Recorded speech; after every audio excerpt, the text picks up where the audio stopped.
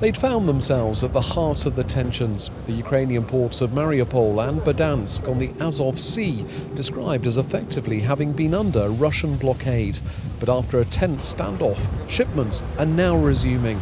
All this after Moscow seized Ukrainian vessels and sailors in the Kerch Strait, which links Azov with the Black Sea, accusing them of illegally entering its territorial waters.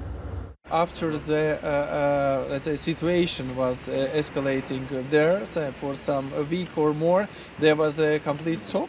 But now situation is changed, and we see that ships are going through the channel.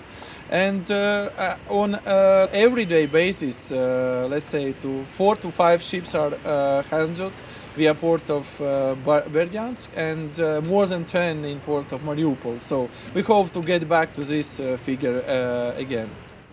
But with relations still strained, Ukraine wants to see a lasting solution. We are trying to be efficient and confident on the long run, because the infrastructure business relating to the ports is a long-term business, and we need to give a confidence for the investors, for shippers to use ports. And do you think sending NATO ships, as President Poroshenko would help now?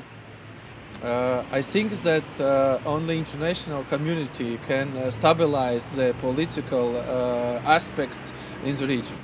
Beyond the ports, the current tensions create uncertainty for Ukraine's wider economy. Investors will also have their eyes on the upcoming presidential election here, happening in March, wondering what shift in politics and policy that could bring. Sergei Forsa is a bond dealer with a Ukrainian investment company. When we're now talking with foreign investors, they have big concerns with political situation. It's huge political risk because elections coming in a few months. But at the same time, political tensions and like war with Russia, all those tensions, it's not the biggest problem for investment climate in Ukraine, because the biggest problem is rule of law.